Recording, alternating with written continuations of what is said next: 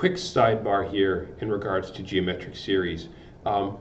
Take for instance the example, the function rather, 1 over 1 minus x.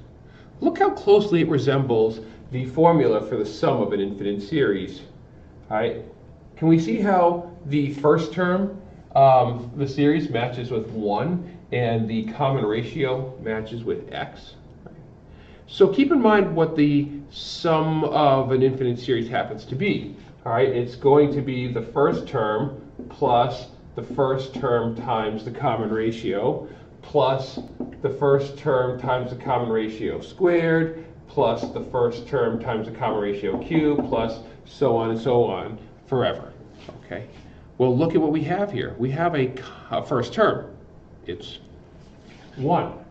And we have a common ratio. It's x.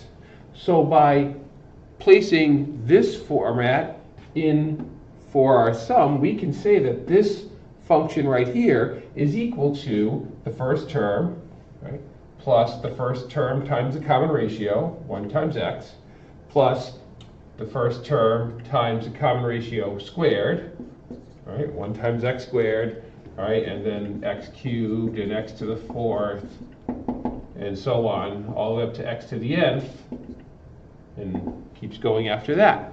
Okay. Well, what we've basically just shown is that this function is the same as this function right here. Now, we can't write this in function in its entirety because it goes on for an infinite number of terms. All right.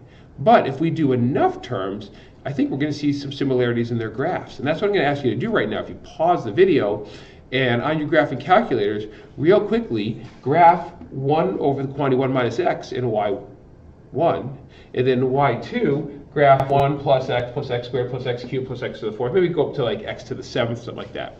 Take a look at their two graphs. You'll notice that they're similar, but only in a certain domain. All right. Keep in mind that this sum right here is valid as long as the r is between 1 and -1.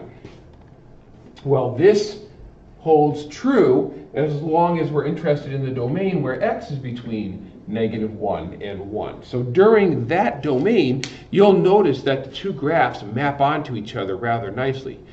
Outside of that domain, they're not close at all. All right? What you've just done here is you've just actually created your first power series. All right? Power series is some kind of infinite series that has x to, or a variable rather, it doesn't have to be x, but usually it is, a variable to an exponent. All right, and we're going to be working with power series an awful lot in the future, but we need to know more about series in general before we can actually get to building them and creating power series. So this is coming, but I just want to give you a quick preview of it right now because, you know, now that we feel good about geometric series, you can see why we need to learn about geometric series and how we can begin to use them to simulate functions that are a pain in the butt. Because personally, if I've got to do some derivatives and antiderivatives, I'd rather derive and antiderive this than that. It's a lot easier.